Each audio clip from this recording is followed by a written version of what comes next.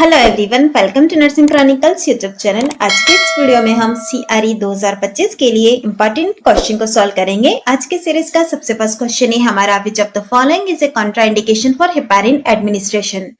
नीचे दिए गए ऑप्शन में से कौन सा ऐसा कॉन्ट्राइंडिकेशन है हेपारिन एडमिनिस्ट्रेशन के लिए? Option A active gastrointestinal bleeding, option B hypertension, option C hyperlipidaemia, option D chronic kidney disease. Right answer रहेगा हमारा यहाँ पर option A active gastrointestinal bleeding.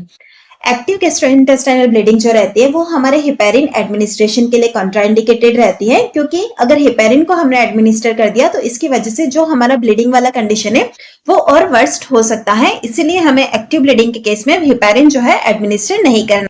इसी के साथ ही हाइपरटेंशन, हाइपरलिपिडेमिया और CKD वाली कंडीशन के अंदर हम हेपारिन को एडमिनिस्टर कर सकते हैं। यह एब्सोल्यूट कॉन्ट्राइंडिकेशन के अंदर नहीं आता है। नेक्स्ट क्वेश्चन है हमारा, which of the following is a common side effect of heparin therapy.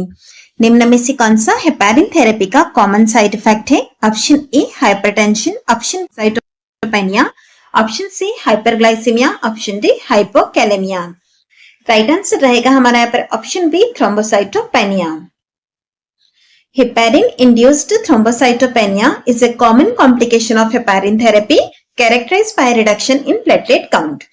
जब भी हम कंटिन्यू हेपारिन एडमिनिस्टर करते हैं तो इसकी वजह से जो होता है हेपारिन इंड्यूस्ड थ्रोम्बोसाइटोपेनिया देखने को मिलता है, यानी कि जो हमारा प्लेटलेट काउंट है वो रिड्यूस होगा। नेक्स्ट क्वेश्चन है हमारा, how should nitroglycerin be administered acute angina attack outside the hospital. अगर हमें outside the hospital acute angina attack का केस देखने को मिल रहा है तो इसी कंडीशन के अंदर जो हमारा नाइट्रोग्लिसरीन मेडिसिन है हम उसे किस तरह से एडमिनिस्टर करेंगे? Option A orally as a tablet, option B sublingually, option C intravenously, option D intramuscularly. अगर हम बात करते हैं नाइट्रोग्लिसरीन टैबलेट की तो ऑरल रूट जो होता है हम उसके लॉन्ग टर्म मैनेजमेंट के लिए यूज में लेते हैं, क्योंकि हमारे पास यहाँ जो कंडीशन दी गई है वो एक्यूट एंजाइना अटैक है, तो इसके लिए हम ऑरल रूट यूज में नहीं लेंगे, क्योंकि ऑरल रूट से जब हम एडमिनिस्टर करेंगे तो उसका स्लो ऑनसेट ऑफ एक्शन देखने को मिलेगा।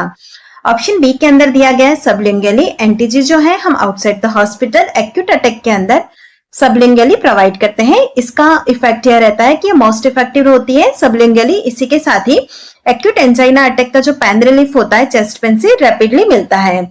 इंट्रावेनसली की बात करते हैं तो एंटीजी हॉस्पिटल सेटिंग के अंदर IV भी एडमिनिस्ट्रेट किया जाता है।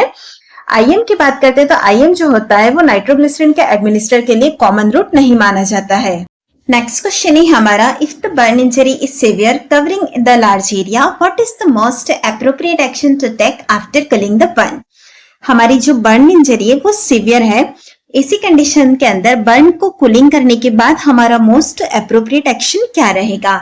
Option A, give the patient fluids intravenously. Option B, apply a thick layer of ointment over the burn area. Option C, apply ice directly to the burn. Option D, place the patient in a warm environment. Right answer है हमारा यहाँ पर option A, give the patient fluid intravenously. Moderate to severe burn के case में cooling के बाद important है हमारा कि हम IV फ्लूइड को प्रोवाइड करें। IV fluids are administered to replace lost fluids और इलेक्ट्रोलाइट। इससे हम शॉक को प्रिवेंट कर सकते हैं। इसी के साथ ही जो बॉडी के वाइटल ऑर्गन्स है उन्हें भी एडिक्वेट परफ्यूजन मिलेगा। ऑप्शन बी के अंदर दिया गया है apply A thick layer of ointment over the burn area. यह हमारा एप्रोप्रिएट एक्शन नहीं होगा, क्योंकि सीवियर बर्न के केस में ऑइंटमेंट इमीडिएटली नहीं अप्लाई किया जाता है, क्योंकि इससे स्किन डैमेज होने के चांसेस रहते हैं। ऑइंटमेंट का हम यूज कब करते हैं? हमारा जब हीलिंग का लेटर स्टेज चल रहा हो हम उसे अप्लाई करते हैं। ऑप्शन सी के अंदर दिया गया है apply ice directly to the burn. हमेशा याद रखना है बर्न के केस के अंदर हम जो आइस है उसे डायरेक्टली अप्लाई नहीं करते हैं। हमें हमारा बर्न कूल करना है तो उसके लिए हम कूल वाटर यूज में लेते हैं, आइस का यूज नहीं करना है। उसके बाद आया है place the patient in a warm environment. यह भी हमारा इंपॉर्टेंट या अप्रोप्रिएट एक्शन नहीं है, क्योंकि हमें यहाँ पर कूलिंग द बर्न के बाद नेक्स्ट जो आता है हमारा वो रहता है fluid resuscitation. So right answer रहेगा हमारा यहाँ पर option A, give the patient fluids intravenously. Next question है हमारा, which of the following is an effective preventive measure for deep vein thrombosis in hospitalised patient. Hospitalised patient के अंदर dip vein thrombosis यानी कि DVT को prevent करने का effective measure क्या रहेगा? Option A, prolonged bed rest without movement, option B, use of compression stockings, option C, high fat diet, option D, avoiding blood thinners. Option A के अंदर दिया गया है हमें prolonged bed rest without movement. Prolonged immobility की वजह से हमारा जो डीवीटी का रिस्क है वो इंक्रीज होता है, इसीलिए हम पेशेंट को एडवाइस करते हैं लेग एक्सरसाइज परफॉर्म करने के लिए। सो ऑप्शन ए हमारा यहाँ पर राइट आंसर नहीं होगा। नेक्स्ट में दिया गया use of compression stockings. Compression stocking और न्यूमेटिक कंप्रेशन डिवाइसेस जो होती है are effective preventive measure for DVT. यह ब्लड फ्लो को इंक्रीज करने में हेल्प करती है, इसी के साथ ही वेनस स्टेसिस भी रिड्यूस होता है। हाई फैट डाइट की अगर हम बात करें तो इससे हम प्रिवेंट नहीं कर सकते हैं, बजाय इसके कि कार्डियोवास्कुलर प्रॉब्लम्स और क्रिएट करेगी हाई फैट डाइट। बात करते हैं अवॉइडिंग ब्लड थिनर्स की, तो यह भी हमारा राइट आंसर नहीं होगा, क्योंकि ब्लड थिनर्स यानी एंटीकोएगुलेंट अगर हम इसे अवॉइड करेंगे तो इसकी वजह से क्लॉट फॉर्मेशन का रिस्क और बढ़ जाता है। एंटीकोएगुलेंट जो होती है उसे हम यूज में लेते हैं डीवीटी को ट्रीट करने के लिए और प्रिवेंट करने के लिए। सो यहाँ पर अवॉइडिंग आया है, इसीलिए यह भी हमारा राइट आंसर नहीं होगा। हमारा डीवीटी को प्रिवेंट करने का इंपॉर्टेंट मेजरमेंट जो है वो है हमारा use of compression stocking. Next question है हमारा, when treating a patient with hypernatraemia which of the following should be avoided.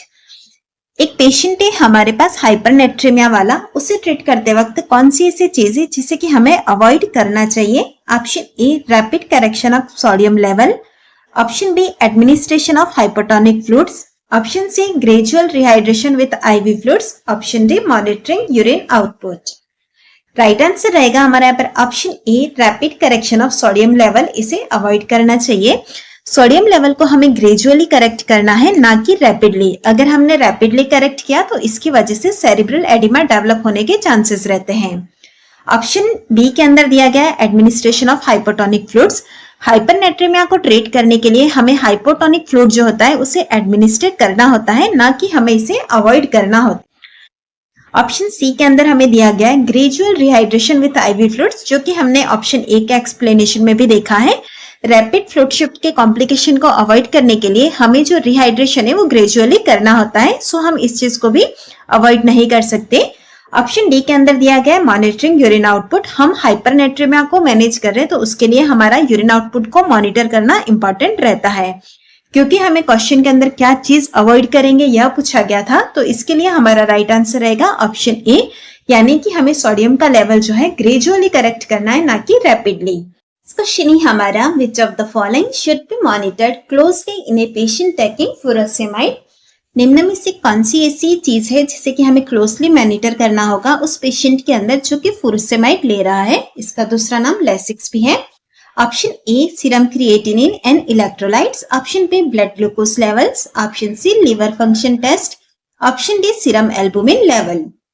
Right answer है हमारा यहाँ पर option A serum creatinine and electrolytes.